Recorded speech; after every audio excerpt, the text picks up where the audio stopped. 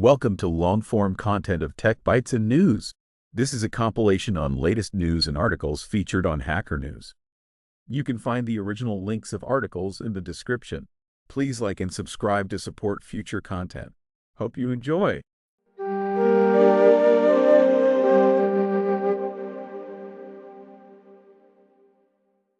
Welcome to Tech Bytes and News, your daily roundup of articles featured in Hacker News. Today, we're diving into a really bizarre and, frankly, fascinating story. Warner Brothers Discovery is dumping a ton of old movies onto YouTube for free. Can you believe it? Totally unbelievable. A major studio just giving away movies? What's the deal? Is this some kind of elaborate marketing ploy? Or are they just trying to clear out their digital closets? That's exactly what makes this so interesting. It's not a curated selection, it's a real mixed bag. We're talking classics like Waiting for Guffman and, oh God, alongside, well, let's just say some real stinkers. Think The Adventures of Pluto Nash level stinkers. Oh boy, Pluto Nash. That's a name that brings back memories, mostly bad ones. So they're not even promoting this? Just dumping them onto YouTube channels with no fanfare? Exactly. No press release, no marketing campaign, just poof, 30-plus movies appear on various YouTube channels. It's almost like they're trying to hide them. It's baffling. I mean, they have Max, they have TCM, why YouTube? And why for free? Is this some sort of digital rights management nightmare? Are they trying to avoid paying royalties or something? That's a good point. The article actually tested this. They downloaded a movie that wasn't on YouTube Movies, which is a licensed service, and it downloaded perfectly fine. No DRM. The article suggests it's a sign that the streaming model might not be all it's cracked up to be. The long tail is thinning out. And maybe these movies just aren't worth the effort of managing them on their own platforms. Interesting. So they're essentially saying, we don't even care about these anymore. It's a pretty harsh message to send to the artists who worked on these films, some of which are actually pretty good, hidden gems even. Absolutely. It's a disservice to the creative teams, past and present. They're essentially saying, here, take this pile of movies, good or bad, and deal with it. It's a bit disheartening, really. It is. But on the other hand, free movies. I mean, I'm not complaining about getting to watch Waiting for Guffman again, maybe?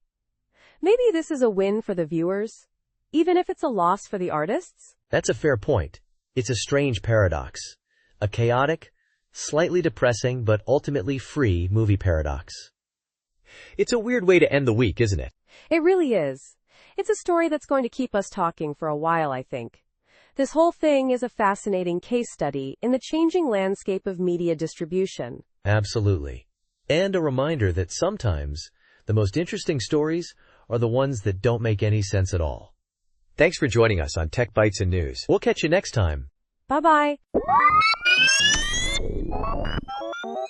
Welcome to Tech Bytes and News, your daily roundup of articles featured in Hacker News. Today, we're diving deep into the incredible resurgence of the Servo project. It's been a phenomenal year, hasn't it? Absolutely. The numbers are staggering. A 143% increase in unique contributors. That's almost unbelievable. From 54 to 129. What drove this massive growth, do you think? Well, I think a few factors played a key role. First, the renewed activity in 2023 clearly laid the groundwork. People saw the project was back on track, and that attracted a lot of attention. Second, the project's core strengths, lightweight, high-performance web embedding, are incredibly relevant today. And third, the community itself has become incredibly vibrant and welcoming.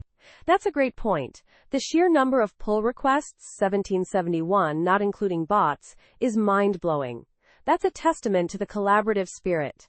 And the fact that Agalia only contributed 26% shows a truly diverse contributor base. Exactly. It's not just about quantity, though. The quality is also impressive. They've upgraded core dependencies, significantly improved the layout engine, adding support for floats, tables, Flexbox, you name it. And the web platform tests results are fantastic. 79% pass rate. Wow, 79%. That's a huge leap forward. What about the new features? I saw mentions of WebGPU, Shadow DOM, and WebXR. That's a very ambitious roadmap. It is. And they're not just adding features. They're expanding platform support too. Android and OpenHarmony support are huge wins. Plus, the early adoption by projects like Towery, Blitz, and Qt WebView is incredibly encouraging. It shows real-world applications are starting to leverage Servo's power. I'm particularly impressed by the community engagement. 8 events, 9 talks, that's serious outreach. It's clear they're not just building a great engine, they're building a strong community around it. Absolutely. And the financial support is equally impressive. Over 33,000 United States dollars raised from 500 individuals and organizations. That's a powerful demonstration of faith in the project. And that investment has already paid off, reducing build times from over an hour to under 30 minutes. That's a game changer. 30 minutes versus over an hour, that's a massive efficiency boost. It speaks volumes about how well they're managing their resources. What about the future? What are their plans for 2025? They've got a detailed roadmap on their wiki, outlining ambitious plans to continue improving Servo. It's exciting to see such a vibrant and active project. It's a testament to the power of open-source collaboration and the dedication of its contributors. I completely agree. It's inspiring to see a project not only survive but thrive. The growth in contributors, the impressive feature additions, the community engagement, it's all incredibly positive. Yeah, it's truly remarkable. The Servo project is a shining example of what's possible with dedicated teamwork and a clear vision, and it's a project to watch closely in the coming years. Thanks for joining us on Tech Bytes and News.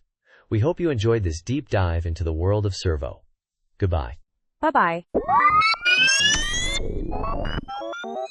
Welcome to Tech Bytes and News, your daily roundup of articles featured in Hacker News. Today, we're diving deep into a fascinating paper on a low-cost, high-performance AI model, dubbed S1. It's not just about the model itself, but the groundbreaking techniques used to create it. Get ready because this is exciting! I'm all ears. What makes S1 so special? Is it the performance or something else entirely? Both, actually. It achieves near state-of-the-art performance, but the real kicker is the cost. A mere $6. That's unbelievably cheap for an AI model of this caliber. $6? That's mind-blowing. How do they manage that? Smaller model? Less data? Precisely. They used a relatively small 32B parameter model and a surprisingly small dataset. They started with 56,000 examples, but after careful analysis, they found that just 1,000 of the best examples were sufficient to achieve impressive results. Adding more data didn't improve performance at all. It's a testament to the power of data selection. Wow, that's incredibly efficient. But how did they get such good performance from such limited resources? What's the secret sauce? A big part of it is their clever approach to inference time scaling. Remember those graphs showing how performance improves with longer thinking time? Well, S1 introduces a surprisingly simple yet effective technique. They use the wait word. It's almost comical how simple it is. Wait? You're kidding, right? How does that work? No kidding.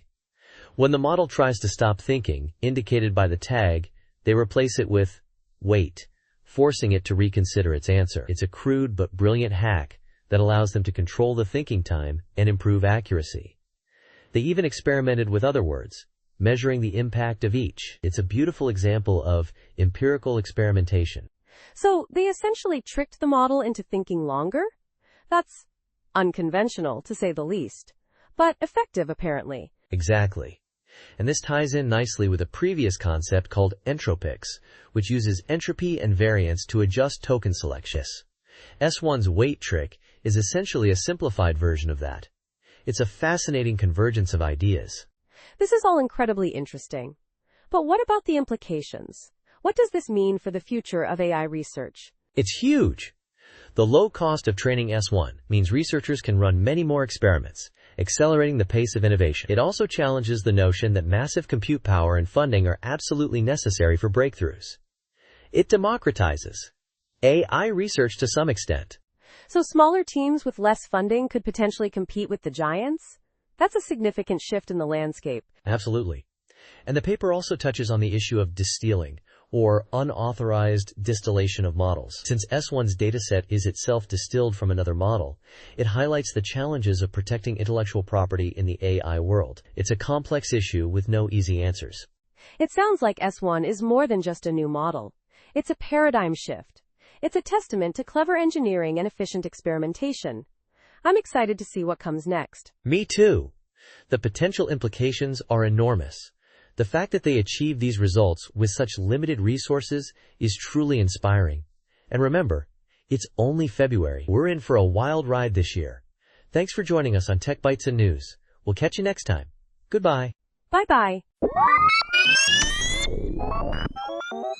Welcome to Tech Bytes and News, your daily roundup of articles featured in Hacker News. Today we're diving into a fascinating retrospective on software development, looking at how one developer's opinions have evolved over a decade. It's a real treat for anyone in the field. Get ready. A decade's worth of experience, huh? That's a goldmine of insights. I'm particularly interested in the shifts in perspective. What were some of the biggest changes? Absolutely. One major shift is his view on simplicity. Initially, he thought simple code came naturally, but now he realizes it requires constant effort. It's not a given. It's a goal you actively pursue. That's a powerful realization. I see. So it's not just about writing concise code, but about maintaining that simplicity over time. That makes perfect sense, especially as projects grow. What else changed? Well, he used to take pride in managing complexity, but now he sees it differently. He now believes there's no glory in wrestling with overly intricate systems. Clean, maintainable code is the real win. He also had a complete turnaround on typed languages, now seeing them as essential for teams with varying experience levels. That's a common sentiment, I think. The safety net that types provide is invaluable, especially in larger teams. What about his opinions on specific technologies? Did those evolve? Oh, absolutely. He's become a big fan of Java, surprisingly, because of its predictability. He calls it boring, but in a good way. It's reliable and consistent. And his opinion on DynamoDB is a roller coaster. He initially liked it, but now thinks it's a terrible choice for general application development. It's all about the right tool for the job, right? That's a great point about DynamoDB. It's powerful, but it's not a one-size-fits-all solution. What about his views on software development methodologies? Did those change? Yes. He now emphasizes communication as the cornerstone of engineering. He also stresses the importance of giving junior developers space to learn and make mistakes. And he's become a firm believer in the power of good management, something he hadn't experienced much earlier in his career. A really insightful point there. That's crucial. Mentorship and fostering a learning environment are key to team growth. Any other significant shifts in his thinking? Yes. He's become a staunch opponent of ORMs, advocating for writing SQL directly.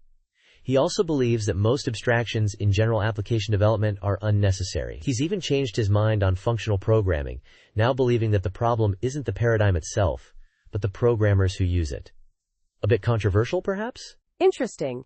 That's a bold statement about functional programmers. But I can see his point about ORMs. Sometimes, direct SQL is just more efficient and transparent. What about some of the things he hasn't changed his mind on? He's still unconvinced about the value of code coverage, and remains skeptical of microservices, believing that monoliths are often a better choice. He also thinks that most projects don't need to scale to the extent that's often assumed. And, he still thinks that people who obsess over code style are a bit eccentric. He's sticking to his guns on that one. Haha, I can relate to that last point. It's good to see some consistent opinions amidst all the evolution. This retrospective is a great reminder that our perspectives in software development are constantly evolving. It's a field that demands continuous learning and adaptation. Exactly. It's a dynamic field, and this article provides a valuable glimpse into that evolution. Thanks for joining us on Tech Bytes and News. We hope you enjoyed this deep dive into a decade of software development insights. Have a great day, and we'll catch you next time. Bye-bye. Welcome to Tech Bytes and News, your daily roundup of articles featured in Hacker News. Today we're diving deep into the fascinating world of prediction games. Specifically, the groundbreaking Netflix prize competition of 2006. Get ready for a roller coaster ride through machine learning history. I'm pumped. $1 million prize for improving a recommendation system? That sounds intense. What were the key challenges? Exactly. The challenge was monumental. Netflix, back in the DVD buy mail days, had over 20,000 movies and needed to improve their recommendation engine by a mere 10% to win that $1 million prize. They released a dataset, a whopping 100 million ratings from 500,000 subscribers, a massive dataset for 2006. Think about that. Wow, that's a lot of data, even by today's standards. So what kind of solutions emerged? Did they need supercomputers? Surprisingly, no. Simple methods worked surprisingly well. One participant, Simon Funk, achieved a top 10 ranking with surprisingly simple code. Essentially, a stochastic gradient descent on a singular value decomposition. It was elegant, efficient, and incredibly effective. Amazing! So a relatively simple algorithm outperformed complex ones? That's counterintuitive. What lessons did we learn from this? Yeah, that's a great point. The Netflix Prize showed us the power of simple, well-tuned algorithms. It also highlighted the insignificance of overfitting. Constantly optimizing for the leaderboard didn't lead to poor generalization, and importantly, it demonstrated that larger models with more parameters generally yielded better results. Scaling laws even back then. Interesting. So bigger is better, even without overfitting? That challenges some common assumptions in machine learning. But what about the downsides? The article mentioned a bitter lesson. Right. The bitter lesson is about privacy. A research paper showed that the anonymized Netflix data could be linked to public IMDb data, revealing user identities. This led to lawsuits, and ultimately, Netflix pulled the plug on future competitions. A real shame. So the pursuit of progress in machine learning came at the cost of user privacy. It's a cautionary tale, isn't it? What's the lasting impact? Absolutely. The Netflix Prize, despite its unfortunate end, fundamentally shaped the field. It established the model for modern machine learning competitions, like Kaggle and ImageNet, but it also highlighted the critical need for responsible data handling and privacy considerations. A powerful legacy, indeed. It's a fascinating story, full of both triumphs and cautionary tales. Thanks for breaking it down for us. It really puts the current state of machine learning into perspective. My pleasure. And that's all the time we have for today's Tech Bytes and News. Thanks for tuning in, and we'll catch you next time with more exciting insights from the world of technology. Goodbye. Bye-bye.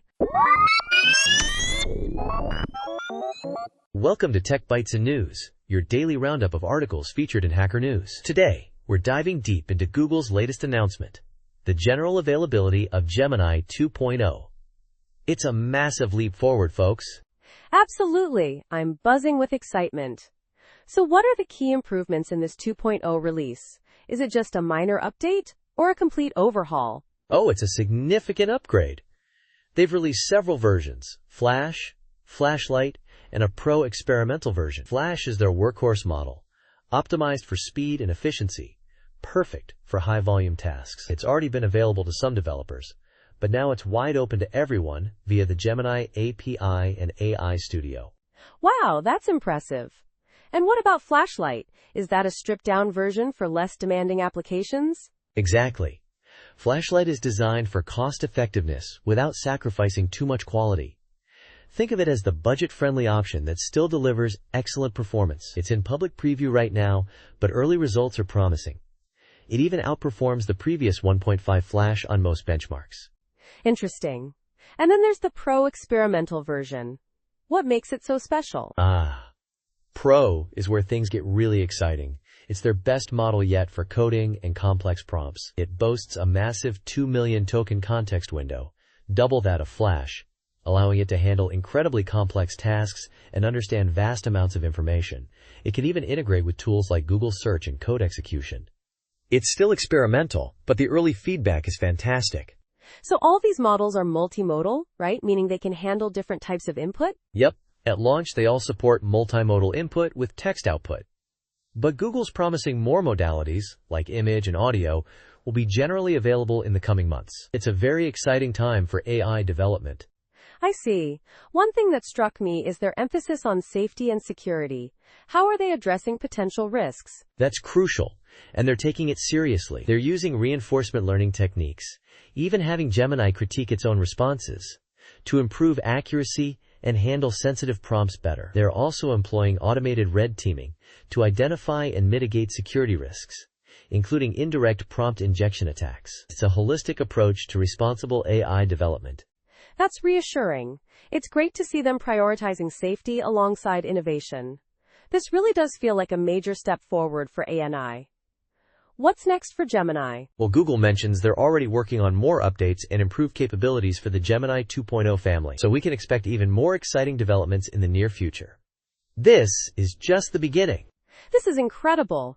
Thanks for breaking down this exciting news for us. My pleasure. And that's all the time we have for today's Tech Bytes and News. Thanks for tuning in, and we'll catch you next time with more exciting updates from the world of technology. Goodbye. Bye-bye. Welcome to Tech Bytes and News, your daily roundup of articles featured in Hacker News. Today, we're diving deep into the Kakalagi search changelog, packed with exciting updates and improvements. Let's start with the big one, fair pricing. It's a game changer, really. Amazing. Fair pricing? Tell me more. I'm intrigued. Is it some kind of tiered system? Not exactly. It's even better. If you don't use Kagogi in a given month, they automatically credit your account for that month. No questions asked. It's automatically applied to your next billing cycle. They're basically saying, hey, we value you, even if you don't need us every month. That's incredibly user-friendly. Wow. I mean, it's a bold move, showing real trust in their users. It's a refreshing change from the usual subscription model. Absolutely. It speaks volumes about their commitment to customer satisfaction. But that's not all. There's a whole host of improvements and bug fixes across the board. Search, Assistant, Kagi Translate. They've been busy. Let's talk about the search improvements. What are some of the highlights? Well, there are a lot of them. They've addressed issues with ranking adjustments, made search options always open on mobile, fixed inconsistencies in image footers, and even added an option to disable snaps. They've also tackled duplicate YouTube results and improved the clarity of verbatim mode.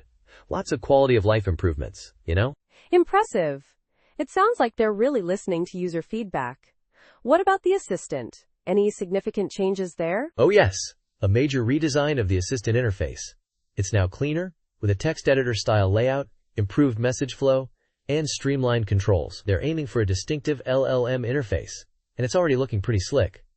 Plus, there are new models and bug fixes. And Kagi Translate? What's new on that front? Kagi Translate has expanded to 20 new languages. Incredible! It's now faster, smarter, and more intuitive. They've also improved the settings panel, added a history panel, and sped up long translations. It's really become a powerful tool. I see. It's all very impressive, but I'm a little concerned about the aggressive ranking adjustments. Could that lead to biased results? That's a valid concern. While the changelog doesn't explicitly address potential bias, it's something to keep an eye on. Hopefully, they've implemented safeguards to mitigate any unintended consequences. It's a complex issue, and it's good to be critical. Absolutely. Transparency is key.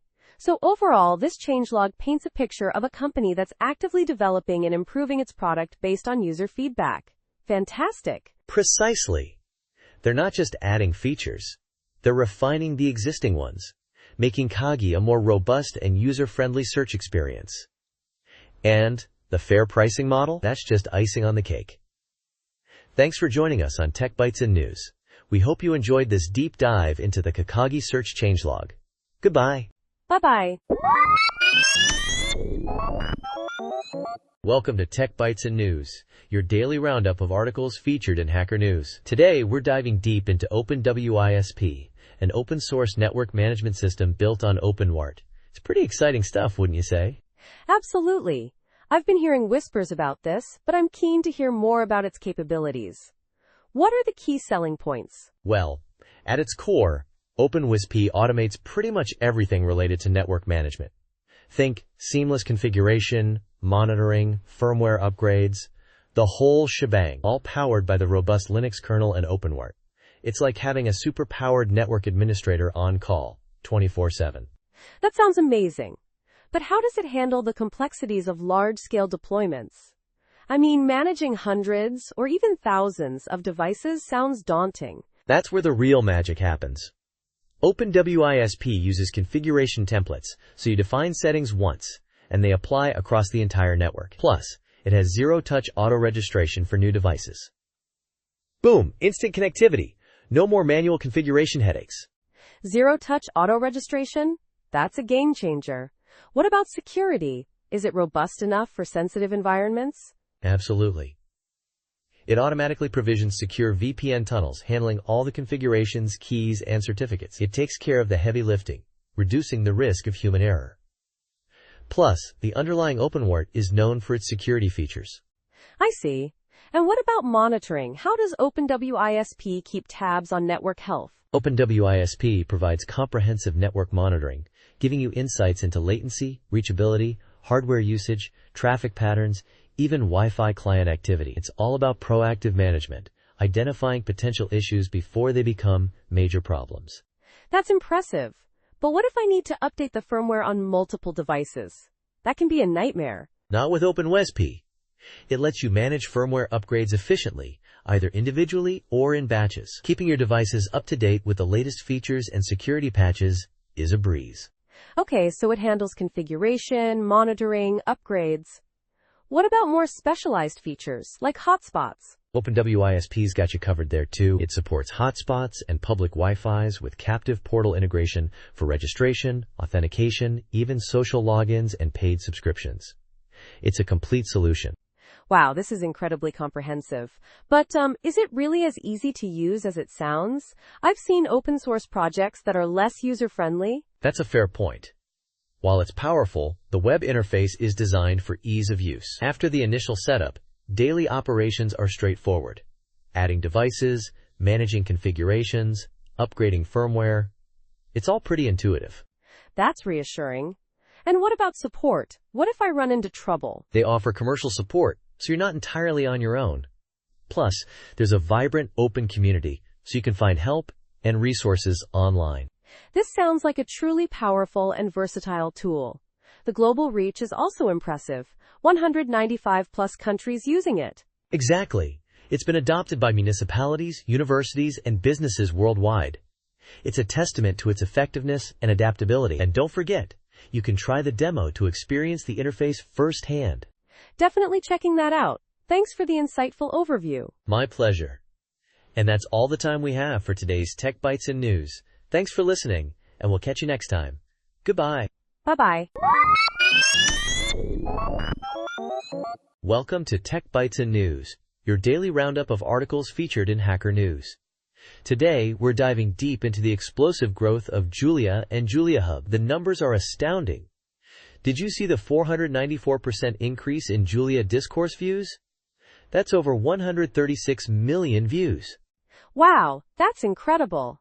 And it's not just views. GitHub stars for Julia and its packages are up a massive 412%, exceeding 511,000. It seems like the entire ecosystem is booming. What's driving this phenomenal growth, do you think? I think it's a combination of factors. The language itself is incredibly powerful, combining the ease of use of Python with the speed of C. Plus, the community is incredibly active and supportive. Look at JuliaCon. Attendance has more than doubled since the pandemic. And the first virtual JuliaCon had almost 30,000 participants. Unbelievable. Absolutely. And Julia Hub's role in all this is significant. They've expanded to over 100 employees across 6 continents, contributed millions of lines of code, and even hosted 85 free webinars. That's a huge investment in the community. Exactly. And their product offerings are equally impressive. Julia Sim, for example, is revolutionizing model-based design with its Sci-ML capabilities. It's cutting simulation times from months to hours. That's a game changer for many industries. I agree. And the specialized tools like Julia Sim batteries and Julia Sim HVAC are incredibly niche but powerful. The ability to simulate battery life 150,000 times faster than real time is mind-blowing. It's not just about speed, it's about enabling breakthroughs in areas like renewable energy and sustainable technologies. You're right. And let's not forget Pumas for pharmaceutical modeling and simulation. It streamlines the entire drug development pipeline, potentially accelerating the creation of life-saving medications. The impact of these tools is truly transformative. I do have one slight reservation, though. While the growth numbers are impressive, we should be cautious about solely relying on metrics like GitHub stars and discourse views as indicators of true impact. These numbers don't necessarily translate directly into real-world applications or widespread adoption across all sectors. We need to see more concrete evidence of its use in diverse industries. I see your point. It's important to look beyond the raw numbers and consider the practical applications. However, the sheer scale of growth across multiple metrics, from citations to YouTube views, strongly suggests a significant and growing influence. The fact that Julia Hub is actively investing in these tools and expanding its workforce also speaks volumes. That's a fair counterpoint. The sustained investment and the breadth of applications certainly suggest a promising future. It's exciting to see such rapid progress in the field of scientific computing. Absolutely. And the best is yet to come. Julia Hub and the Julia community are constantly innovating, and we can expect even more exciting developments in the years ahead. Thanks for joining us on Tech Bytes and News. We hope you enjoyed this deep dive into the world of Julia and Julia Hub. Have a great day. Bye-bye. Welcome to Tech Bytes and News, your daily roundup of articles featured in Hacker News. Today we're diving into a fascinating opportunity. A founding platform engineer role at Toma, a Y Combinator startup. This isn't just any engineering job. It's a chance to build the technical backbone of a company aiming to revolutionize the automotive industry with AI. Yeah, I saw this listing. The salary range is pretty impressive. $130,000 to $180,000 plus equity. But what really caught my eye is the scope of the project. An AI workforce for the entire automotive industry? That's huge. Exactly. Toma's tackling a massive market.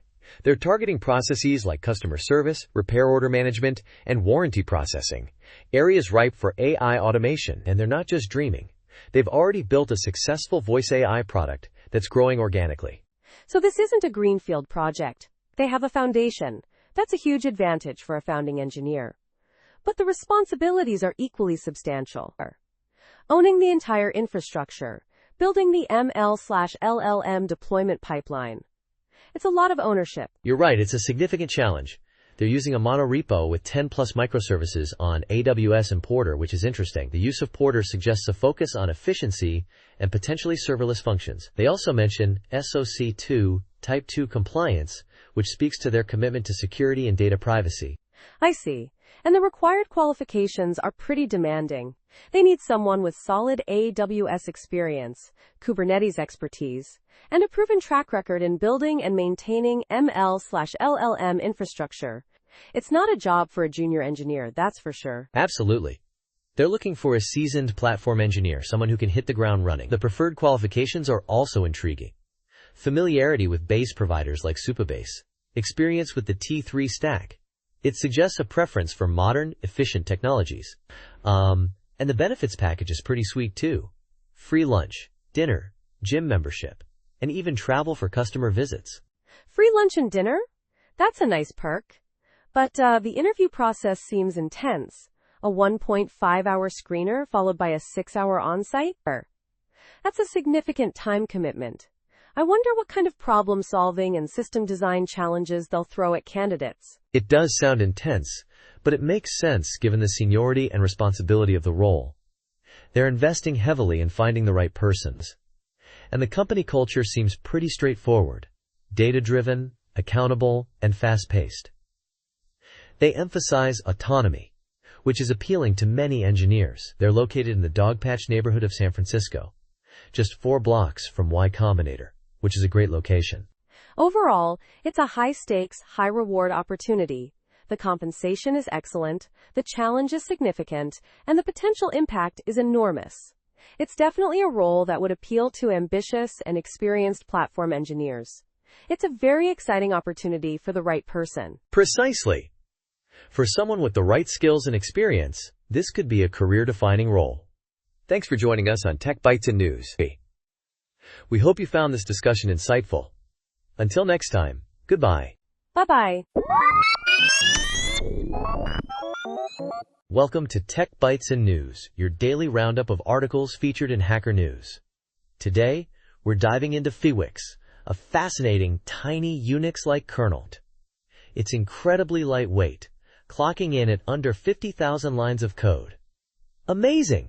Under 50,000 lines? That's remarkable. Most kernels are, millions of lines? What makes Fiwix so small? Is it limited in functionality? Exactly. The key is its focus. It's designed primarily as a hobby OS and educational tool. Simplicity is paramount. It's based on a monolithic kernel design, written mostly in ANSIC, with only small assembly language sections. This minimalist approach keeps the codebase lean and easy to understand. And no, it's not drastically limited. It's POSIX compatible and runs a good number of GNU applications. POSIX compatibility is a big deal. That means it can run a lot of standard Unix utilities, right? So it's not just a toy OS, it's actually usable? Precisely. It's not just a theoretical exercise. PHYWX OS, the distribution built around the PHYWX kernel, includes a GNU toolchain, libraries, and other software, all free and open source. It uses GNUlib as its standard C library, and X2 as its primary file system. Think of it as a stripped-down, educational version of a full-blown OS. So, X2. That's a classic file system. Interesting choice. I wonder about the hardware support. The site mentions it 386, is that it? Any plans for expansion? Right now, it's i386. The focus on simplicity means they're prioritizing functionality over broad hardware support. But, the beauty of open source is that anyone can contribute. They explicitly encourage community involvement, submitting patches, adding features, improving documentation, even porting packages. That's a great point. The community aspect is crucial for a project like this. It's under the MIT license, so it's very permissive. That should attract contributors. But, the news section on the website, that's a little sparse, isn't it? Not many updates recently. You're right. The last few updates were quite some time ago. That could be a concern. Perhaps the project is less active than it once was, or maybe they're working on a major update behind the scenes. It's something to keep an eye on, but the core codebase is solid, and the project's goals are clear. Absolutely. It's a valuable resource for learning about operating system design. The small size makes it much easier to grasp the underlying concepts than a massive kernel like Linux. I think it's a great project, even with the infrequent updates. It's a testament to the power of open source and community collaboration. I agree completely. PHYWX is a fantastic example of a well-executed, focused project. It's a testament to what can be achieved with a clear vision and a dedicated community. And remember, listeners, you can find the download link and all the information on their website. Thanks for joining us on Tech Bytes and News. Have a great day. Bye-bye. Welcome to Tech Bytes and News, your daily roundup of articles featured in Hacker News. Today, we're diving deep into Go data structures, a fascinating look at how Go handles memory and data representation. Let's start with the basics, shall we? The article begins by explaining basic types like int, int32, and float. Right, and it's crucial to understand their memory layout. The diagrams illustrate how these are represented as single 32-bit words, highlighting the difference between int and int32, despite their identical memory footprint. The type system enforces explicit conversions, preventing accidental type mismatches, which is a nice safety feature. Exactly. That's a key point. The article then moves on to structs and pointers, showing how structs are laid out contiguously in memory. Think point struct with x and y coordinates. They're right next to each other. And the difference between rect1 and rect2 is illuminating. Rect1 uses point fields, while rect2 uses point pointers. This directly impacts memory layout and allocation. It's a powerful illustration of how Go gives you control over memory management. Precisely. This control is a significant departure from languages like Java or Python, where memory management is largely abstracted away. In Go, you're in the driver's seat, which allows for fine-grained optimization. It's a trade-off, of course, requiring more understanding from the programmer, but it pays off in performance. I see. It's interesting how the article then shifts to strings. The representation as a two-word structure, a pointer to the data, and the length, is quite elegant. The immutability of strings allows for efficient sharing of storage, making string slicing incredibly fast. Absolutely. That's a clever design choice. The article even mentions a common gotcha in other languages, where slicing a string might retain the entire original string in memory, even if only a small portion is needed. Go avoids this pitfall. It's a testament to the careful design choices made in Go. And then there are slices. The three-word structure, pointer, length, and capacity, is another key concept. The distinction between length and capacity is crucial for understanding how slices work. Slicing doesn't allocate new memory, it just creates a new header referencing the existing data. Right, and this efficiency is a major advantage. The article emphasizes that this design choice avoids unnecessary allocations and garbage collection overhead, leading to better performance. It's a beautiful example of optimization through careful design. Finally, the article touches upon new and make, two functions for data structure creation. The subtle but important difference is that new returns a pointer, while make returns the actual data structure itself. It's a point of initial confusion, but it becomes clear with practice. You're right. The article explains that they considered unifying these, but ultimately decided against it to maintain compatibility with C and C++ conventions. It's a good example of balancing innovation with practicality. This post only covers the basics, but it provides a solid foundation for understanding Go's memory model. Indeed. It's a great introduction to the underlying mechanics of Go's data structures, and it sets the stage for future discussions on more advanced topics like interfaces, maps, and channels. I'm looking forward to those future posts. Me too. Thanks for joining us on Tech Bytes and News. We hope you enjoyed this deep dive into Go's data structures. Have a great day, and we'll see you next time. Bye-bye. Welcome to Tech Bytes and News, your daily roundup of articles featured in Hacker News. Today, we're diving into Mattel, a daily chess puzzle game, cleverly designed like Wordle. It's a fresh take on a classic, and I'm really excited to discuss it. I'm all ears. So how does this Mattel thing work? Is it just like Wordle, but with chess pieces? Not quite. It's similar in the sense that you have a limited number of attempts, 5 to be exact, to solve the puzzle. But instead of guessing words, you're placing chess pieces on a board to achieve checkmate. Each guess needs to be a valid checkmate position. Pretty clever, huh? That's awesome. So how does the feedback mechanism work? Does it tell you which pieces are correct, like Wordle? Exactly. It uses a color-coded system. Green means the piece is correct and in the right spot. Yellow indicates the piece is correct, but in the wrong position. And gray means the piece is completely wrong. It's not even part of the solution. Simple, yet effective. I see. That's intuitive. But what if a piece is used multiple times in the solution? How does that work? Good question. The rules state that pieces can appear more than once, and some squares can be left empty. That adds another layer of complexity, making it more challenging than it initially seems. It's a really well-designed system. It sounds addictive. Does it offer any hints or difficulty levels? Well, there's a hint provided, but it's pretty cryptic. Something like, who's mating? It's designed to nudge you in the right direction without giving away the whole solution. And, there aren't explicitly defined difficulty levels, but the challenge scales naturally with each guess. It's a great way to test your chess skills. Interesting. So it's not just about finding the right pieces, but also about strategically placing them for a checkmate. That's a significant difference from Wordle. Precisely. It combines the satisfying guess and check element of Wordle with the strategic depth of chess. It's a brilliant combination. I think the fact that you have to create a valid checkmate with each guess adds a whole new dimension to the puzzle. It's not just about finding the right pieces. It's about understanding chess tactics. I agree. It sounds like a fantastic way to improve chess skills while having fun. I'm definitely going to try it out. I highly recommend it. It's a great blend of challenge and satisfaction. And, it's a perfect way to spend a few minutes each day sharpening your chess mind. Give it a shot and let me know what you think. Thanks for joining us on Tech Bytes and News. We hope you enjoyed this deep dive into Mattel. Have a great day and happy puzzling. Bye-bye. Welcome to Tech Bytes and News, your daily roundup of articles featured in Hacker News. Today, we're diving deep into a fascinating and frankly infuriating story. The FAA's hiring scandal. It's a tale of ambition, betrayal, and a shocking disregard for meritocracy, all wrapped up in a decade-long legal battle. Intriguing. So what's the core issue? Was it just incompetence or something more sinister?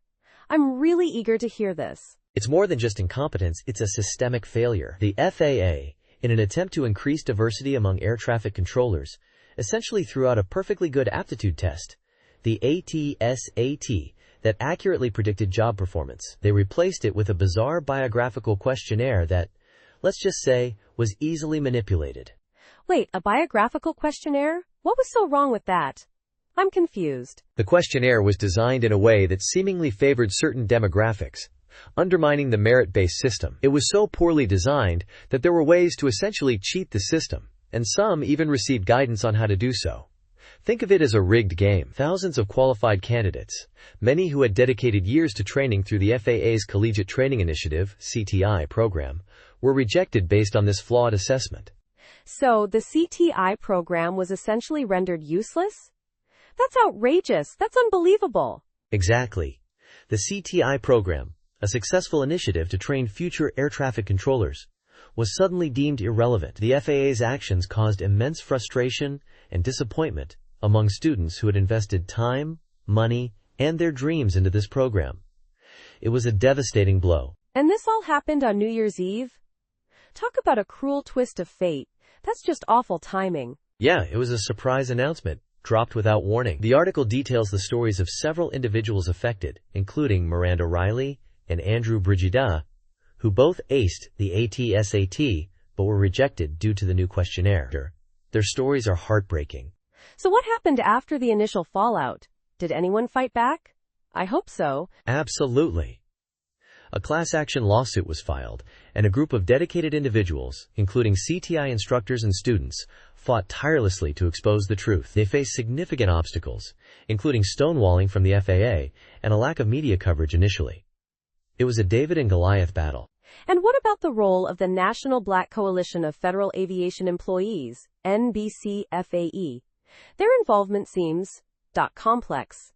I'm curious about their role. The NBCFAE's role is a crucial part of the story. They had been pushing for increased diversity within the FAA for years, and their pressure ultimately led to the changes that caused this mess. However, it's important to note that while some members may have acted inappropriately, the organization itself was cleared of wrongdoing. It's a nuanced situation, and the article carefully avoids assigning blame where it doesn't belong.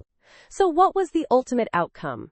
Did the lawsuit succeed? Did they get justice? The lawsuit is still ongoing, but Congress eventually passed legislation overturning the use of the biographical questionnaire.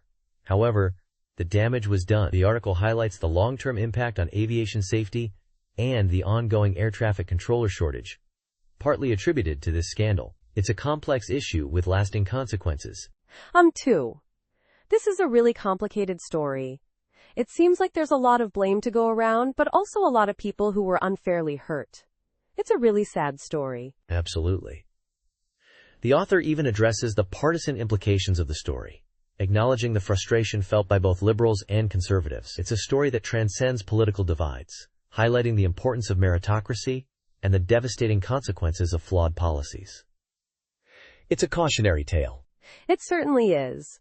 And the recent plane crash has unfortunately brought this whole thing back into the spotlight. It's a terrible tragedy. Yes, the recent tragedy has unfortunately highlighted the ongoing consequences of this scandal. The article concludes with a call for a more nuanced approach to diversity initiatives, one that doesn't compromise merit or fairness.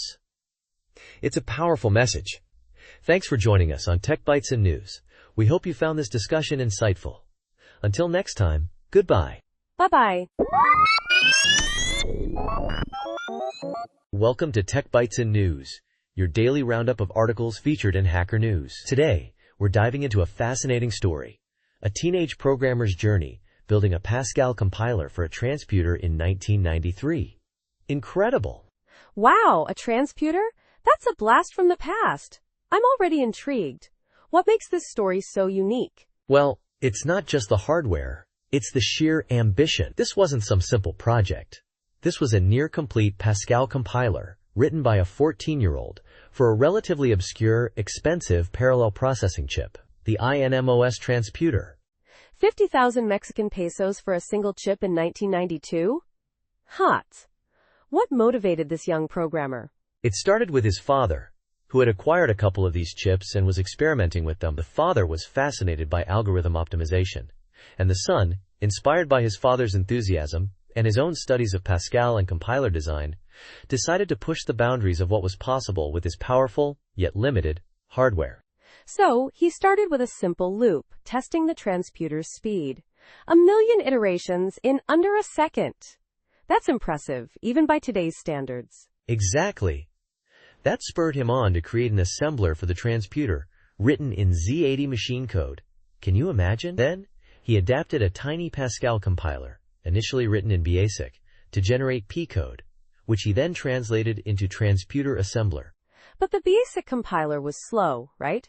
How did he overcome that? That's where the Dragon book comes in. He learned about tree generation for expressions, a technique that drastically reduced the number of push and pop instructions, leading to much more efficient code. He also transitioned to Turbo Pascal for the compiler itself. Ah, the classic compilers, principles, techniques, and tools. A rite of passage for any aspiring compiler writer. But even with Turbo Pascal, he ran into memory limitations, right? Yes.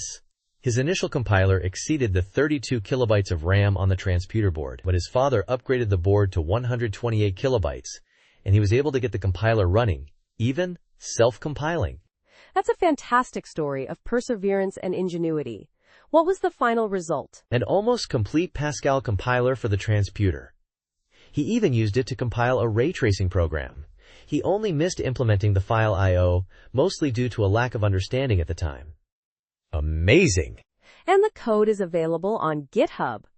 This is a truly remarkable achievement, a testament to the power of youthful curiosity and dedication. It's also a fascinating glimpse into the history of computing. Absolutely. It's a reminder that even with limited resources and technology, incredible things can be accomplished with passion and a deep understanding of the fundamentals. And that's all the time we have for today's Tech Bytes and News. Thanks for listening, and we'll see you next time. Goodbye. Bye-bye.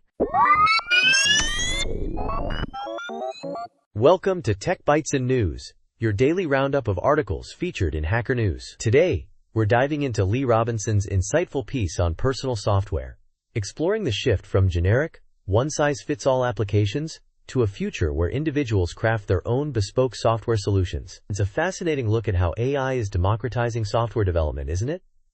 Exciting times! Absolutely. The article really highlights the irony of personal computing in the 90s, where we had personal computers, but software was anything but personal. All those bloated applications, packed with features most users never touched. It's a stark contrast to the vision Lee paints of a future where anyone can build their own tools. Precisely. He argues that AI is the game changer here. It's lowering the barrier to entry dramatically. No longer do you need years of programming experience to create a simple application. Think about it.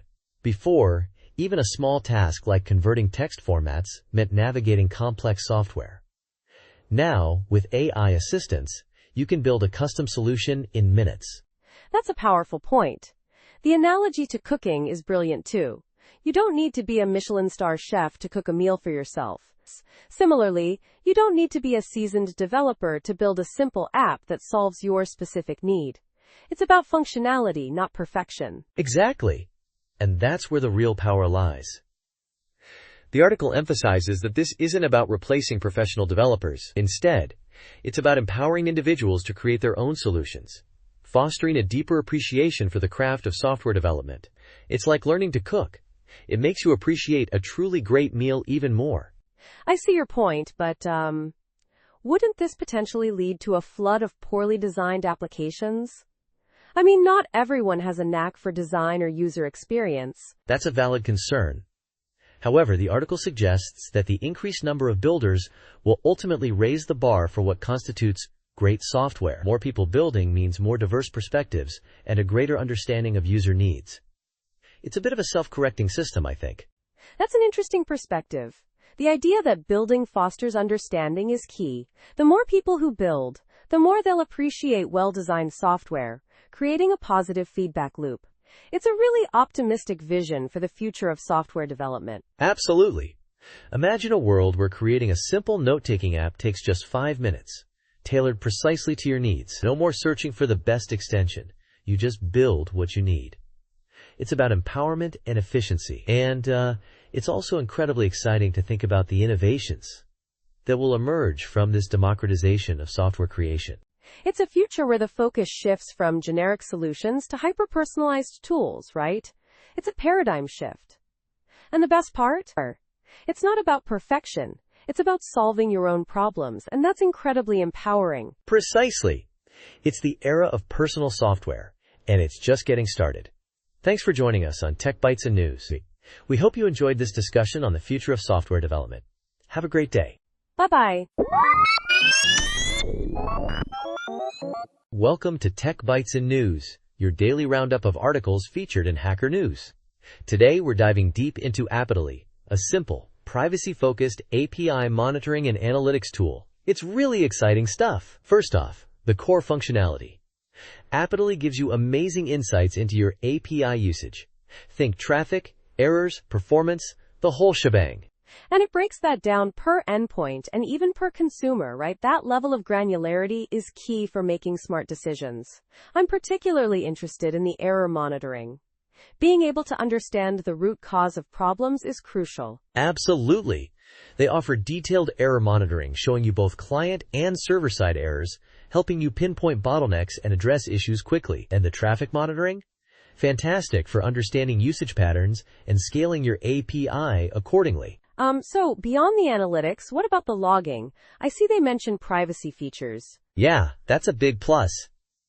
Appitally lets you log and inspect individual requests and responses, but it's completely optional, and you have granular control over what data is logged. This is huge for maintaining privacy and security. They're really focused on that aspect. I see. Interesting.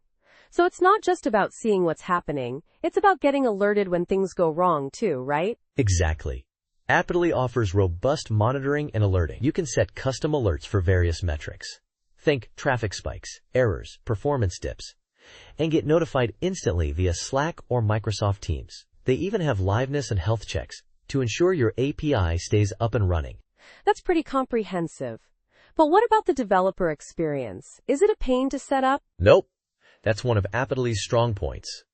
It's designed to be developer-friendly, requiring minimal code changes and no infrastructure modifications. Plus, they have open-source SDKs with minimal dependencies, making integration a breeze. They even have Sentry integration for deeper error analysis. Wow. And what about pricing? Is it going to break the bank? They have a generous free plan, perfect for hobby projects, and then paid plans starting at $39 a month. The pricing scales with the number of apps, users, and API consumers, so you only pay for what you need. They also emphasize that you can cancel anytime. So to summarize, Appitally provides comprehensive API monitoring and analytics, with a strong focus on privacy and developer experience. It's easy to set up, offers granular control, and has a flexible pricing model. Sounds like a pretty compelling tool. Absolutely. It's a powerful tool that addresses key needs for developers and product owners alike. The focus on privacy is a refreshing change, and the ease of use makes it a winner. Thanks for joining us on Tech Bytes and News. We hope you found this overview of Appitally insightful. Have a great day. Bye-bye. Welcome to Tech Bytes and News, your daily roundup of articles featured in Hacker News. Today, we're diving into some fantastic news for the open source community. F-Droid just secured a major grant, a whopping $396,044. That's a game changer. Wow, that's incredible. I've been following F-Droid for a while. It's a vital resource for privacy-focused Android apps. What's the source of this funding? It's from the Open Technology Fund's FOSS Sustainability Fund. They're specifically targeting projects like F-Droid that are facing long-term sustainability challenges. You know, the kind of challenges that can cripple even the most essential projects. Absolutely. Maintaining open-source projects is tough. It's a lot of work, and often underappreciated. So, how will F-Droid use this substantial sum? They've got a great plan. First, they'll tackle some serious technical debt by refactoring code and integrating with other maintained projects. This will boost efficiency and make future development smoother. Smart move. Reducing technical debt is crucial for long-term maintainability. What else is on the agenda? They're also establishing clear policies and legal strategies for handling government takedown and censorship requests, a critical aspect, especially given the geopolitical climate. Plus, they'll improve localization workflows, making translations easier. That's excellent news for global reach. More accessible apps mean more users and a stronger community. What about the long-term sustainability aspect? They're strengthening their donation infrastructure to ensure continued support. And they'll enhance their hosting and infrastructure for better reliability and cost effectiveness. It's a holistic approach. It really is. This grant isn't just about immediate fixes. It's about building a sustainable future for F-Droid. Where can people follow the progress? They've provided links to their GitLab issues and merge requests tagged with OTF Sustainability, so you can track their progress in real time. It's a fantastic opportunity to see the impact of this funding firsthand. This is truly inspiring. It shows the power of collaborative efforts and the importance of supporting open source projects. A huge win for the open source community. Absolutely. A big thank you to the Open Technology Fund for recognizing the importance of F-Droid and supporting its continued growth. And a huge congratulations to the F-Droid team. This is a significant step towards ensuring the long-term health of a truly valuable resource. That's all the time we have for today's Tech Bytes and News. Thanks for listening, and we'll catch you next time. Goodbye. Bye-bye. Welcome to Tech Bytes and News, your daily roundup of articles featured in Hacker News. Today, we're diving deep into MTR, a powerful network diagnostic tool. It's a fascinating piece of software, combining the best of traceroute and ping. Think of it as a supercharged network detective. Exactly. I'm really excited to hear more. So, what makes MTR so special? Is it just a simple combination of traceroute and ping? Or is there more to it? Oh, there's way more. It doesn't just trace the route, it also pings each hop along the way, giving you real-time statistics on latency, packet loss, and more. You get a comprehensive picture of your network connection's health. It's like getting a full network checkup, not just a quick temperature check. That's incredibly useful. So where can one get their hands on this amazing tool? Is it readily available? Well, it's a bit more involved than just a simple download. The main repository is on GitHub, but there are also older versions available via FTP and even pre-built binaries for various distributions like Debian, Slackware, and FreeBSD. The author mentions some challenges with the release process, though, so there might be occasional delays in getting the very latest version. I see. Interesting. So it's open source, right? Under what license? Yes. It's licensed under the GNU General Public License.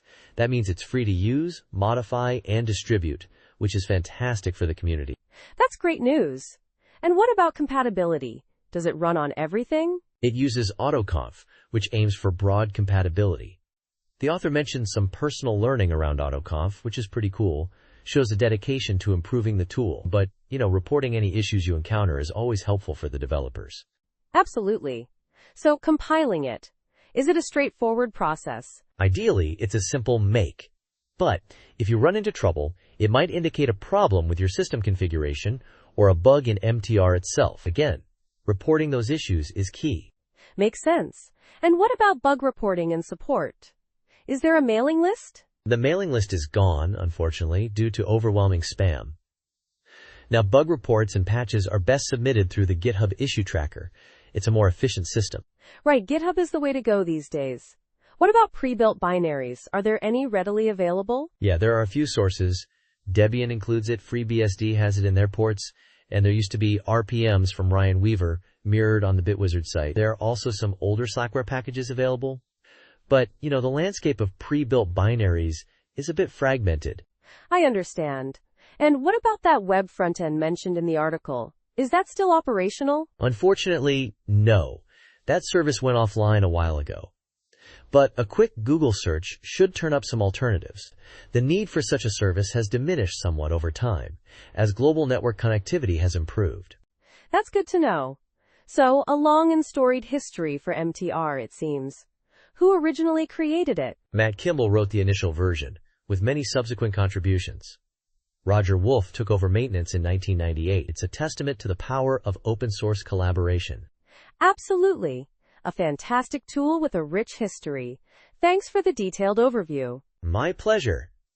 And that's all the time we have for today's Tech Bytes and News. Thanks for listening, and we'll catch you next time. Goodbye. Bye-bye.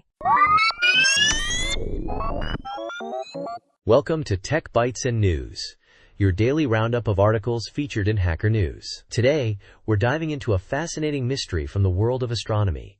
9 simultaneous transients spotted on a 1950 Palomar Observatory plate. 9 simultaneous transients? That sounds incredibly unusual. What exactly does that mean? Exactly. It means 9 star-like objects appeared in a single POSS.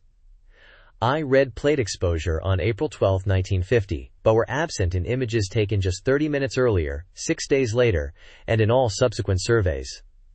It's a real head-scratcher. So these weren't just faint objects missed initially? They were clearly visible, then vanished? Precisely. They were bright enough to be recorded on the POSSI plate, which had a limiting magnitude of around 20. And they weren't just one type of transient. There were 8 star-like objects, and one possibly elongated one. Intriguing, right? Absolutely. What are some of the hypotheses put forward to explain this? Well, the researchers considered a whole range of possibilities. Instrumental artifacts were a major focus, like issues with the scanning process or even a double exposure of the plate. They also looked at natural phenomena, such as flaring stars, gamma-ray bursts, or even fragmenting asteroids. But none of these quite fit the bill. I see. So what about the less conventional explanations? Right. They explored some more unusual ideas, like contamination from elementary particles, specifically radioactive particles from atomic bomb tests in the nearby Nevada testing site. This is a particularly interesting possibility given the time frame. But there were no official tests during that period. That's a pretty wild idea. What other possibilities did they consider? They also considered human error, like contamination from things like aerosols from an observer with hay fever, or even something as simple as a calibration lamp. They even considered the possibility of high-altitude fireflies flashing in sync, although that seems pretty far-fetched. High-altitude fireflies? That's a new one for me. And what about the conclusion? Did they reach a definitive answer? Not really. The researchers concluded that neither natural astronomical phenomena nor known instrumental effects fully explain the observations. The most likely explanations remain radioactive contamination from atomic bomb tests, or, alternatively, a highly improbable event involving multiple synchronized glints from small reflective objects in geosynchronous orbit, even though such satellites didn't exist in 1950. So it remains a mystery. It's a bit frustrating, but also exciting, isn't it?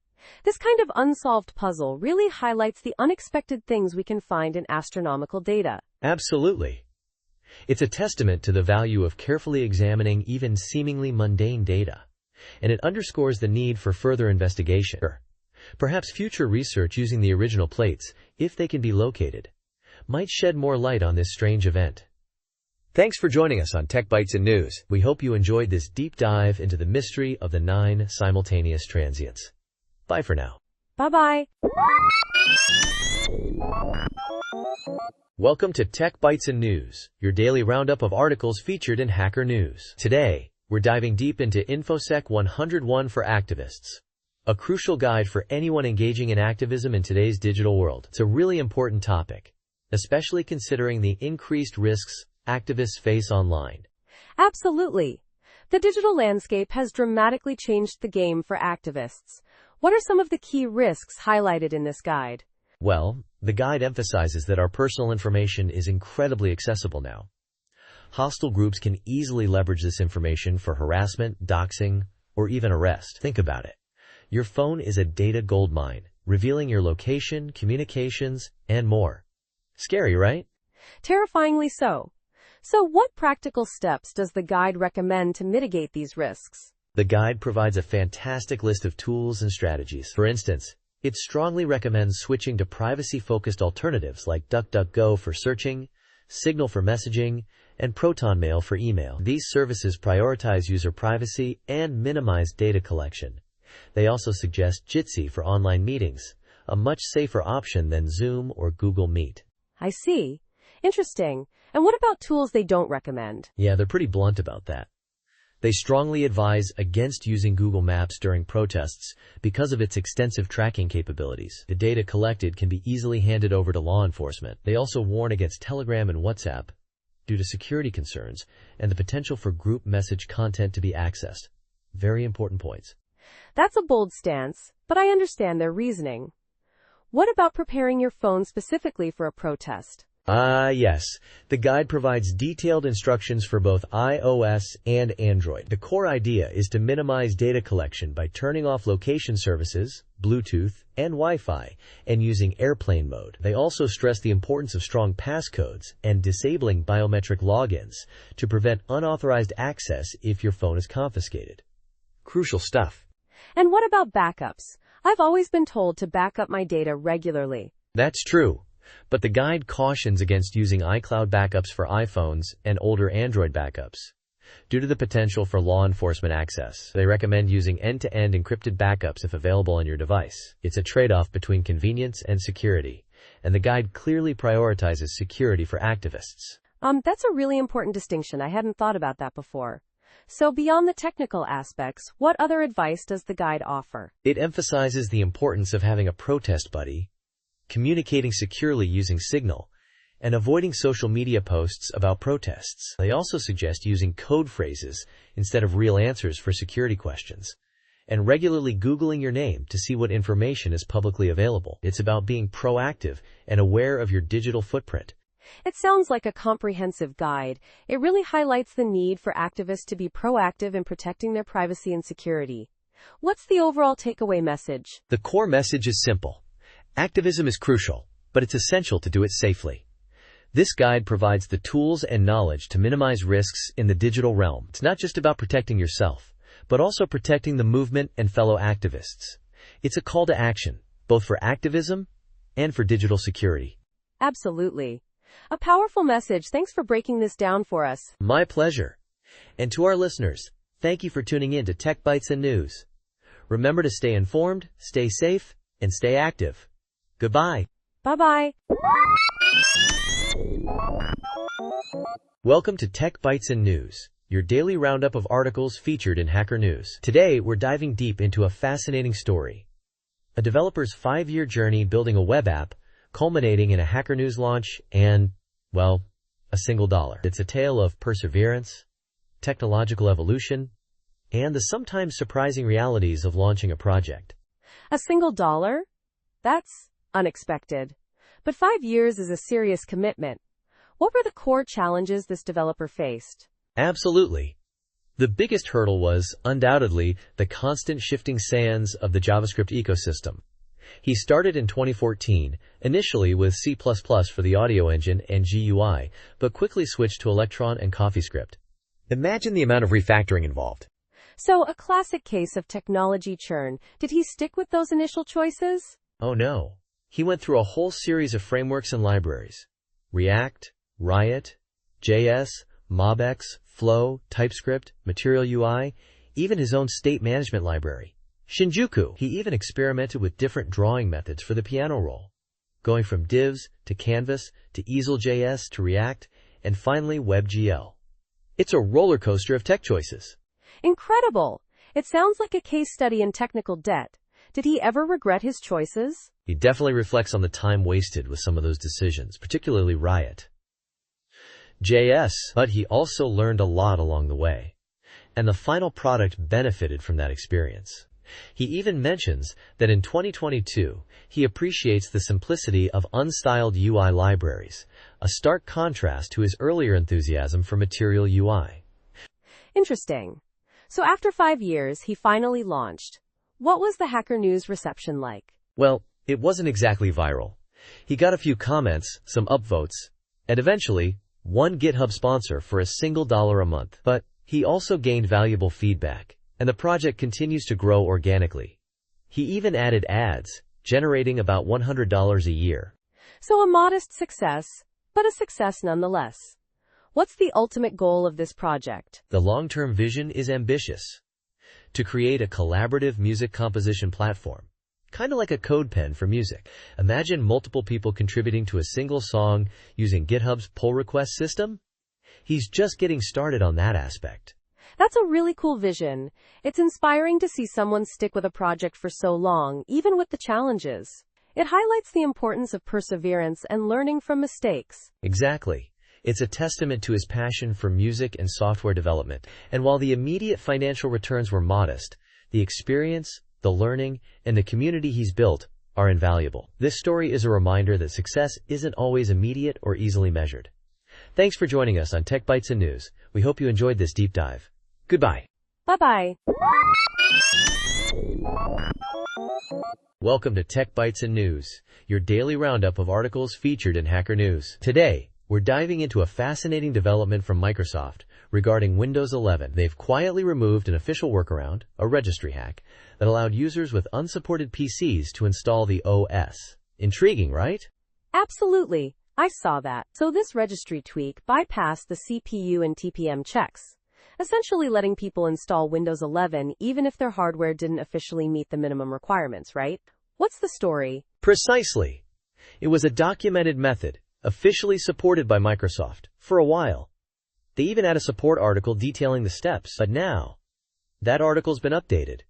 The workaround's gone. Poof.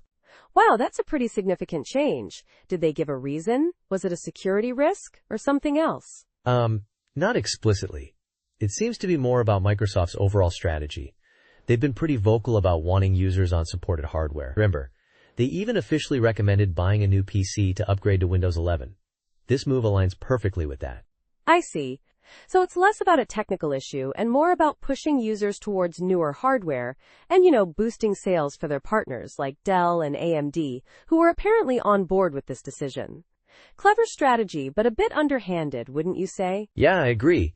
It's a bit sneaky, pulling the rug out from under users who relied on that official workaround. It's a bit of a bait and switch, isn't it? They offered a solution, then quietly removed it. It does raise questions about transparency. Exactly. And what about those users who already use the bypass? Will their systems suddenly stop working? Will they be forced to upgrade? That's the thing. The registry hack itself might still work, but it's no longer officially supported. So if anything goes wrong, Microsoft isn't obligated to help. It's a risky gamble for those who used it. Right. It's a bit of a gamble. This whole situation highlights the tension between Microsoft's desire to control the Windows 11 ecosystem and the needs of users with older hardware. It's a tricky balance. Absolutely. And with the end of support for Windows 10 looming, this whole thing is going to become even more relevant. It's going to be interesting to see how this plays out. Lots of people are going to be affected. Definitely. It's a situation that's likely to cause some frustration among users. Thanks for breaking this down for us. A very interesting development indeed. You're welcome. And that's all the time we have for today's Tech Bytes and News. Thanks for listening, and we'll catch you next time. Goodbye. Bye-bye. Welcome to Tech Bytes and News, your daily roundup of articles featured in Hacker News. Today, we're diving into Apple's exciting new app, Apple Invites. It's all about bringing people together for life's special moments, and it's packed with features. Sounds amazing. I'm particularly interested in how it integrates with other Apple services. Is it just a simple invitation creator, or is there more to it? Oh, there's way more. It's a full-fledged event management tool built right into the Apple ecosystem. Think custom invitations, RSVP tracking, shared photo albums, even collaborative Apple Music playlists. Wow, a shared photo album directly within the invite? That's clever. How does that work exactly? Yeah, it's seamless. You create the invite, and there's a built-in shared album. Guests can upload photos and videos directly to that album, creating a lasting memory of the event. It's brilliant. And the Apple Music integration? That's a game changer for party planning. I can imagine curating a playlist with friends before the event. Exactly. It's all about collaborative creation. You can build the perfect soundtrack with your friends, and everyone can access it directly from the invite. It's super convenient. But what about people who aren't on the Apple ecosystem? Can they still RSVP? Absolutely. Anyone can RSVP, even without an Apple account or device. You can share a link to the invite, and they can respond through a web interface. Apple's really thinking about inclusivity here. I see. Interesting. So it's not just about the invite itself, but the whole experience surrounding the event. It's a pretty comprehensive approach. Precisely. It's not just about sending an invite. It's about facilitating the entire event lifecycle. And the best part? It leverages Apple Intelligence. Oh, you mean the AI features? How does that enhance the invitation creation process? Well, Image Playground lets you generate unique images for your invites, using descriptions or even people from your photo library, and Writing Tools helps you craft the perfect message. It's incredibly intuitive. That sounds really cool. But doesn't that rely heavily on having a newer iPhone model? I mean, Apple Intelligence isn't available on all devices, right? You're right to point that out. Apple Intelligence features, like Image Playground and Writing Tools, are currently limited to newer iPhone models running iOS 18.2 and later. It's a bit of a limitation, but the core functionality of Apple Invites is available to everyone. So overall, it seems like a really well thought out app. It cleverly integrates several Apple services to create a cohesive and user-friendly experience. I'm definitely intrigued. Absolutely. It's a smart move by Apple, tapping into the social aspect of event planning. And the best part? It's available now. Head over to the App Store or iCloud.com/invites to check it out. Thanks for tuning in to Tech Bytes and News. Have a great day, and we'll catch you next time. Bye-bye. Welcome to Tech Bytes and News, your daily roundup of articles featured in Hacker News. Today we're diving into a fascinating GitHub repository, Hugging Face/Smallagents/examples/OpenDeep Research. It's all about research examples using the Smallagents library. Pretty cool, right? Absolutely. Smallagents, for those unfamiliar, is a library for training agents, right? But what makes this OpenDeep Research directory so special? Exactly. It's a collection of example projects showcasing different applications of Smallagents. Think of it as a cookbook of research recipes. You've got Jupyter notebooks, Python scripts, the whole shebang. I see. So what kind of research are we talking about? Are there specific tasks or domains explored? Yeah, there's a focus on comparing different approaches. For example, there's a notebook, Visual vs Text_Browser, IPYNB, that seems to be comparing visual and text-based interfaces for some kind of agent interaction. Intriguing. That sounds really interesting. What about the analysis? IPYNB notebook. What kind of analysis is performed there? Good question. From the name, I'd guess it's for analyzing the results of the agent training experiments, probably looking at performance metrics, maybe visualizing the data to understand what's going on. We'd need to look at the code itself to be sure, though. Right, just looking at the directory structure doesn't give us the full picture. There's also a run.py script and a requirements.txt file.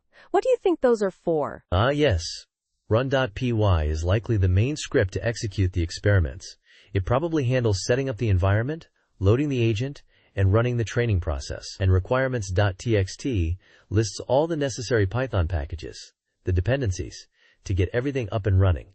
Standard stuff for reproducible research. So essentially, this OpenDeep Research directory provides a complete, reproducible example of a research project using Smallagents. It's not just code, it's a packaged research project. Precisely. It's a great resource for anyone wanting to learn more about Smallagents or get started with their own research projects. The fact that Hugging Face is making this available is a big plus for the community. It promotes transparency and collaboration, which is crucial in research. I agree, it's a fantastic example of open source best practices. The availability of the notebooks makes it easy to understand the methodology and results. It's a very accessible way to learn about this kind of research. Absolutely. And the fact that it's on GitHub makes it easily shareable and collaborative. Anyone can contribute, fork it, and build upon this work. It's a great example of how open source can accelerate research progress. So, that's a wrap on our look at the Hugging Face/Smallagents/examples/OpenDeep Research Repository. Thanks for joining us on Tech Bytes and News. Thanks for having me, and to our listeners, we hope you found this insightful. Until next time. Welcome to Tech Bytes and News, your daily roundup of articles featured in Hacker News. Today, we're diving into a fascinating discussion on outrage fatigue, a phenomenon increasingly relevant in our hyper-connected world. It's a real problem. Absolutely, I felt it myself. So what's the core issue with outrage fatigue, and how does it impact us? Essentially, it's the exhaustion that comes from constantly being bombarded with upsetting news and perceived moral transgressions. It's like a constant drip, drip, drip of negativity, wearing you down. The article highlights how this constant exposure can lead to apathy and a withdrawal from public discourse. Interesting. The article mentions that outrage, in moderation, can be useful. It can help us identify problems. But the constant barrage is detrimental. How does this relate to the spread of misinformation? That's a crucial point. The article cites a study showing that outrage boosts the spread of misinformation. Think about it. Emotionally charged content gets more clicks, shares, and retweets, thus amplifying false narratives. It's a vicious cycle. So the algorithms are essentially rewarding outrage, right? It's a design flaw. It prioritizes engagement over accuracy. Precisely. And this polarization, fueled by social media, makes it incredibly difficult to avoid this constant stream of outrage. The article suggests limiting media consumption, but not completely ignoring what's happening. A delicate balance. I see. So what are some constructive alternatives to simply doom scrolling? The article suggests focusing on local issues and getting involved in your community. Real-world engagement. It's about channeling that energy into tangible action, rather than just reacting to online outrage. That makes sense. It's about shifting the focus from passive consumption to active participation. Empowering! But what about recovering from outrage fatigue once you're already burnt out? The article suggests limiting your media intake, unfollowing accounts that consistently trigger you, and, engaging in self-care activities like spending time in nature. It's about resetting your brain and finding healthier ways to process information. Got it. So it's a combination of mindful consumption, active engagement, and self-care. A holistic approach, really. Exactly. It's about finding a sustainable way to stay informed without sacrificing your mental well-being. It's a challenge, but it's achievable. Definitely a challenge worth tackling. Thanks for breaking this down. This is incredibly insightful. My pleasure. And that's all the time we have for today's episode. Remember to check out the full article on scientificamerican.com for more in-depth information. Until next time, goodbye and stay informed, but stay sane. Bye-bye. Welcome to Tech Bytes and News, your daily roundup of articles featured in Hacker News. Today, we're diving into a fascinating update from the USPS regarding international mail from China and Hong Kong. The headline is, International Inbound Mail and Packages from China and Hong Kong Posts. It's all about recent changes and the ongoing efforts to manage the flow of international mail. Right, and it sounds like a significant logistical challenge, especially given the volume of packages we're talking about. What's the key takeaway here? The main point is that as of February 5, 2025, the USPS is continuing to accept all inbound mail and packages from China and Hong Kong. There was some concern previously, but it seems they've worked things out. I see. So, no more suspensions or major disruptions? That's good news for consumers and businesses alike. But what about those new China tariffs? I remember hearing about those causing some headaches. Exactly. That's where the real story lies. The USPS and Customs and Border Protection are collaborating to create a streamlined process for collecting these new tariffs. The goal is to minimize any disruption to package delivery. They're clearly prioritizing efficiency. That's smart. Minimizing disruption is crucial for maintaining public trust and, keeping the economy moving. It's a delicate balancing act between enforcing tariffs and ensuring smooth operations. Did the article mention any specific strategies they're using to achieve this efficiency? Not in great detail, unfortunately. The article focuses more on the overall outcome, continued acceptance of mail, and the collaborative effort between the USPS and CBP. It's a bit vague on the specifics of the collection mechanism, which is a little frustrating. Yeah, I agree. More transparency on the exact methods would be beneficial. Perhaps a follow-up article detailing the logistics would be helpful. But the fact that they're working together is a positive sign, right? It suggests a proactive approach to problem solving. Absolutely. Collaboration is key in situations like this. It shows a commitment to finding solutions and avoiding prolonged disruptions. It also highlights the importance of interagency cooperation in managing international trade and logistics. This isn't just about mail. It's about the broader economic implications. Precisely. It underscores the interconnectedness of global trade and the importance of efficient customs processes. So in short, while details are scarce, the overall message is positive. Mail from China and Hong Kong continues to flow, thanks to proactive collaboration between key agencies. Exactly. A win for consumers and businesses, and a testament to the power of effective collaboration. Thanks for joining us on Tech Bytes and News. We'll keep you updated on any further developments. Have a great day. Bye-bye. Welcome to Tech Bytes and News, your daily roundup of articles featured in Hacker News.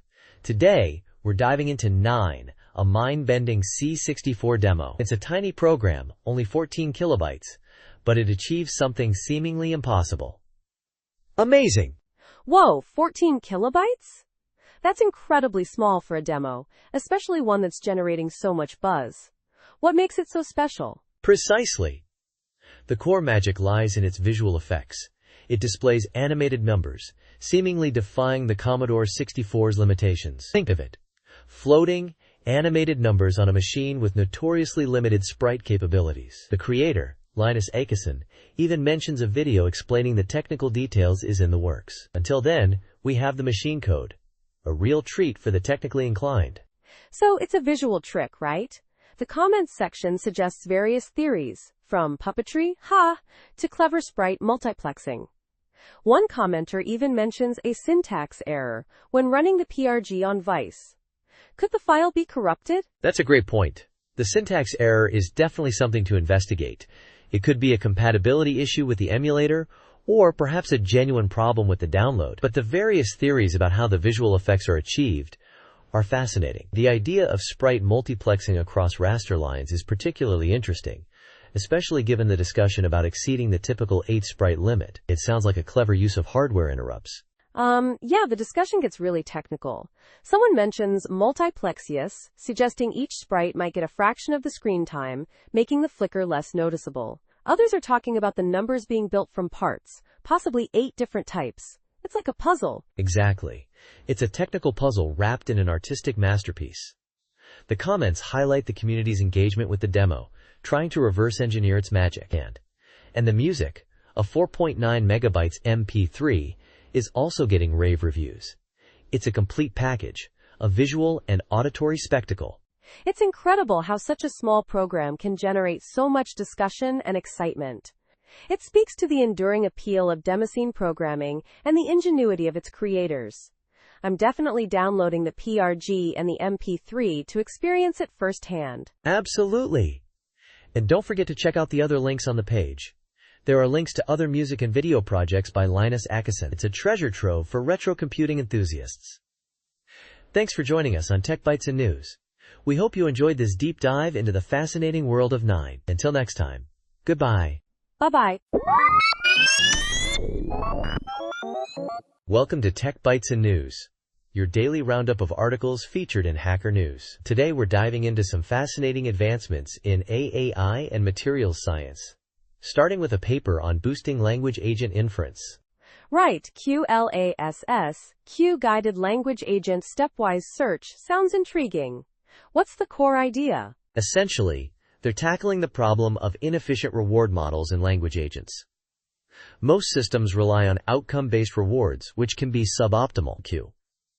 QLASS cleverly generates intermediate annotations by estimating Q values step by step. It's like giving the agent a roadmap instead of just a destination. So, a reasoning tree, you said?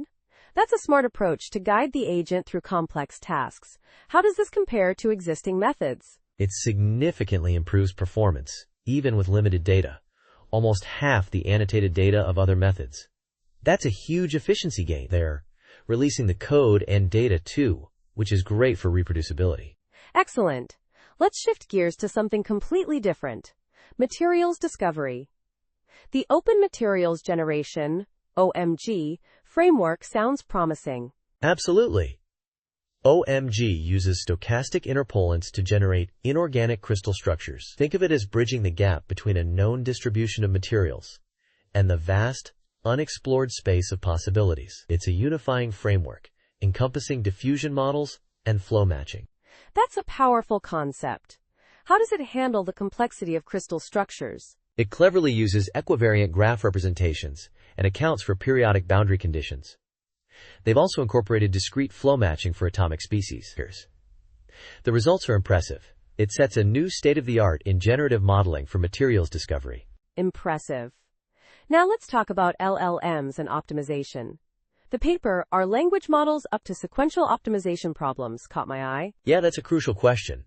They created WorldGen, a framework to generate SOPs of varying complexity to test LLMs. The results?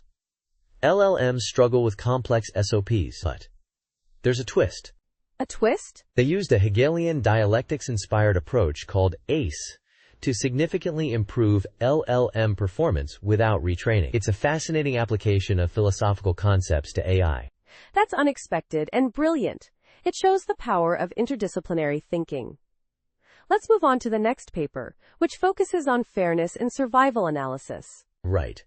This paper introduces equalized odds in survival analysis, focusing on fairness at specific time points. It's a crucial aspect often overlooked there. Their conditional mutual information augmentation, CMIA, approach tackles this head-on. Very important.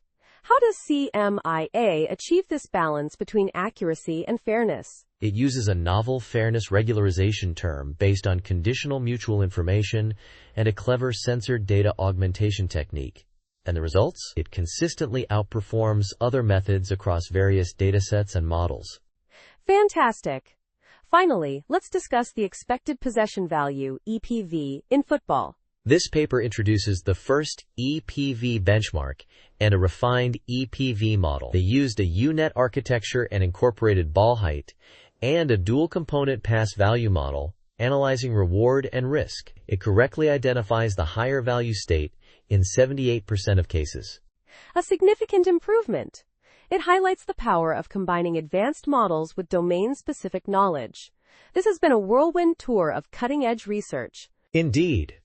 From language agents to materials science and beyond, we've seen some truly innovative work.